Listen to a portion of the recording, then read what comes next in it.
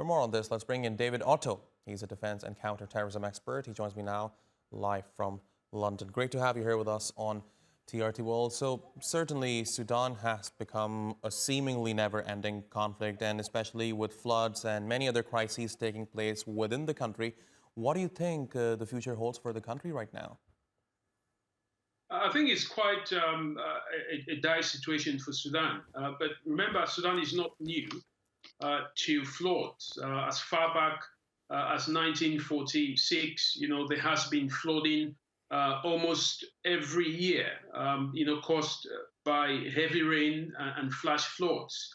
Especially when we're talking about the River Nile, the Blue Nile, and the White Nile converging towards Khartoum. So it's not a new disaster, to Sudan. But when it is compounded by the current crisis, the bloody war between the Rapid Support Forces and the Sudanese Armed Forces, in the same locations, where this flooding is happening, it just becomes extremely devastating. And, it paints a very grim picture of life in these particular areas, especially in northern part of Khartoum. So it's quite a terrible situation, especially for those who are being directly impacted by this flood disaster. And and David, as you know, over the past year or so, there have been efforts on multiple occasions to foster peace, to end the fighting in Sudan, but most of those efforts have basically yielded no positive results, and the conflict is now going on for more than 1 year. What do you think the future holds for that conflict now? For how much longer do you anticipate it's going to continue like this? I mean, it's very difficult to really paint some kind of a positive, prediction in terms of the crisis, because both, leadership of the Rapid Support Forces and the Sudanese Armed Forces, they are still in a position where they have divergent views and divergent supporters, both within and outside the country.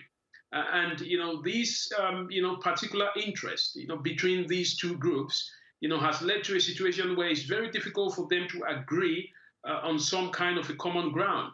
One thing that we've always talked about is the fact that, how can we find a way to what we describe as the last known union between these two groups? Remember, they both collaborated and coordinated to overthrow the government of Al-Bashir in 2019. So the question is, even though they are both, seen as illegitimate, of course, because of course they took power unconstitutionally, the question is, how do they both agree with, a lot of, external parties getting involved, with specific interests? So it's a very challenging, prognostics in terms of, where we are going with this, and made worse by these natural disasters. It paints a very dark picture, for the Sudanese. Right. And David, of course, when you look at de-escalating tensions and finding a solution to the seemingly never-ending conflict in Sudan, I think, correct me if I'm wrong here, the world seems to be not interested at all. You look at the statements coming from international leaders right now, and you would see most of the leaders barely talk about Sudan anymore. So does it perhaps indicate that there is no interest from the international community when it comes to ending the conflict in Sudan as of now?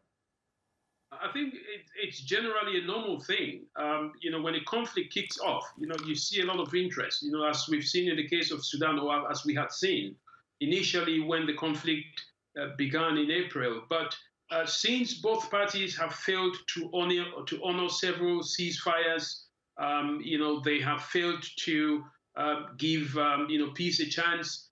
It comes at a time when the international community becomes almost I think I describe it as they become almost fed up, and once that happens, wars become forgotten. It's not just Sudan, so many wars and so many conflicts, have ended in such a manner due to the fact that both sides, don't just want to agree.